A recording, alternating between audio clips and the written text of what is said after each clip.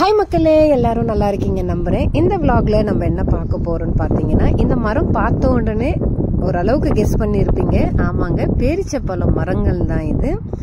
So இந்த செடி, இந்த மரத்துல பாத்தீங்கன்னா நிறைய காய்கள் இருக்கு பாருங்க. இப்போ வந்து துபாயில நல்ல சீசன். இப்போ அதாவது மாங்காய் சீசன் நம்மளுக்கு எப்படி சம்மர்ல கிடைக்குதோ அதே மாதிரி தான் இங்க பேரிச்சப்பழம் எல்லா மரங்கள்ல, இங்க வீட்டுக்கு வெளியில, வீட்டுக்கு அதாவது எல்லாம் கார்டன்ல, அதே மாதிரி ரோட் சைடு எல்லா இடத்துலையுமே இந்த மரங்கள் நம்ம பார்க்கலாம். நம்ம ஊர்ல தென்னங்கன்னுங்க அங்கங்க தென்னை மரங்கள்லாம் இருக்கும் இல்லையா, வீட்டுக்கு வெளியில நம்ம வைக்கிறோம்.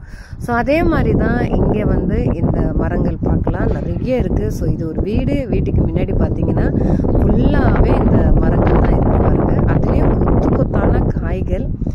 ஸோ அந்த காய்கள் வந்து கீழே விழுந்துடக்கூடாது அப்படின்னு சொல்லிட்டு இந்த மாதிரி கிரீன் கலர் பேக்கா, நிறைய பேக்ஸ் இருக்கு, அந்த மாதிரி கட்டி வச்சிருவாங்க.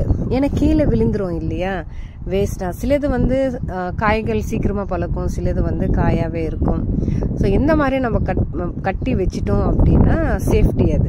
ஸோ இதுல எல்லாம் பாருங்க எவ்வளோ காய்கள் இருக்கு, பிஞ்சுக்களும் இருக்கு. ஆனா இந்த மாதிரி இருக்கும்போது கட்டி வைக்க மாட்டாங்க. அந்த அளவுக்கு கொத்தான காய் இதுல இல்ல பாருங்க. பக்கத்துல பாத்தீங்கன்னா ஓரளவுக்கு கொத்து இருக்கு. ஸோ இந்த மாதிரி இருக்கும்போது சேஃப்டிக்கு இந்த மாதிரி கட்டி வச்சிருவாங்க.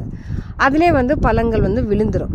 ஸோ கீழேயும் பாருங்க எவ்வளோ கொட்டி இருக்கு. ஸோ இந்த மாதிரி வீணா ஆயிடும் இல்லையா, அதனால இந்த மாதிரி பேக் கட்டி வச்சிட்டோம் அப்படின்னா பழுக்கிறதுக்கு எல்லாம் அது அந்த பேக்குள்ளேயே விழும். நம்ம அந்த பேக் ஓபன் பண்ணி பழுத்தது மட்டும் நம்ம எடுத்துக்கலாம்.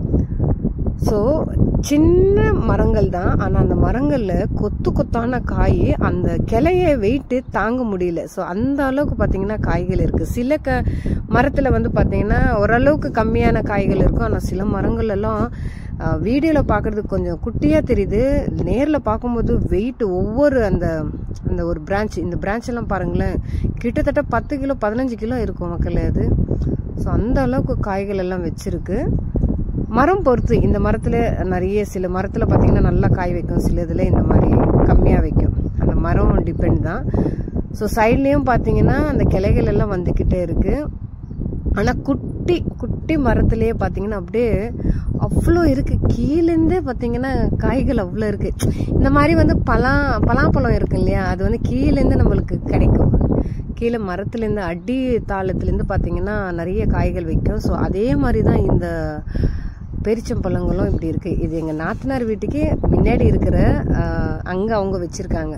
ஸோ உள்ளேயே இருக்கு, நான் வெளியில இருக்கிறது மட்டும்தான் இதை கவர் பண்ணியிருக்கிறேன்.